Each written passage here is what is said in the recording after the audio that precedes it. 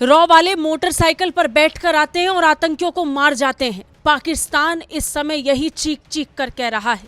The news की एक report सामने आई और उसके बाद पूरे पाकिस्तान में बवाल मच गया। खबर आई कि हाफिज सईद का राइट हैंड अबू कताल मारा गया। अबू कताल भारत का मोस्ट वांटेड कहा जाता है। एनआईए की लिस्ट में अबू कताल का नाम भी शामिल है। अबू कताल जम्मू कश्मीर में हो रहे आतंकी हमलों के लिए मास्टरमाइंड माना जाता है। अबू कताल की मौत के बाद से ही पाकिस्तान में अटकलों का सिलसिला शुरू हो गया। खबर आई कि अबू कताल को अज्ञात हमलावरों ने माना।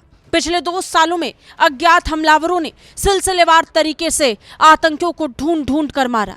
ये वही आतंकी हैं जो भारत के लिए मोस्ट वांटेड भी थे। पाकिस्तान के कई पूर्व अधिकारी और मौजूदा अधिकारी आरोप लगा रहे हैं कि भारत ने ही इन आतंकियों को मरवाया है। जियो न्यूज में छपी इस रिपोर्ट ने बड़े बड़े दावे किए हैं। दावों में कहा गया कि अबू कताल को मरवाने में रॉ का हाथ है।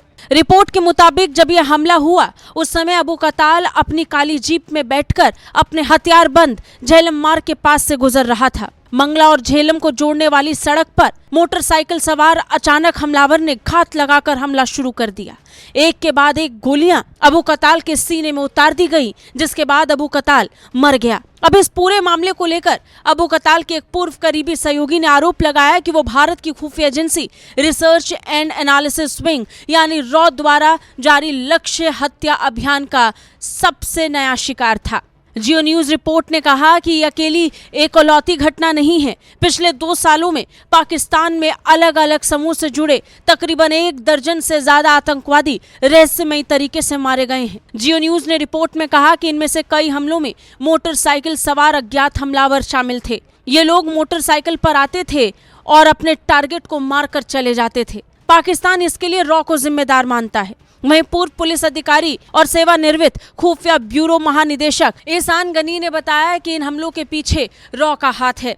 उन्होंने अपने बयान में कहा कि रॉ ने दुनिया भर में अपनी कार्यप्रणाली स्पष्ट कर दी है और ये घटना भी उसी को दर्शाती है। दुर्भाग्य से वो आतंकवाद को राज्य के हथियार के रूप में इस्तेमाल कर रहे हैं, जो इस क्षेत्र के लिए बिल्कुल भी अच्छा नहीं है। रिपोर्ट में तो ये भी दावा किया गया कि जिस अज्ञात हमलावर ने अंधाधुंध गोलीबारी की उसे पाकिस्तान ने मार दिया है, लेकिन हकीकत से परे ये बात कोई नहीं जानता, क्योंकि पाकिस्तान ने बीएलए के हाईजैक मामले में भी कुछ इसी तरीके का झूठ बोला था। पाकिस्तान ने दावा किया था कि उसने बीएलए की कैद से सभी बंधुकों को रिहा कर दिया था, लेकिन इसके उलट बीएलए का दावा है कि उसने 214 बंदूकों को मार डाला है।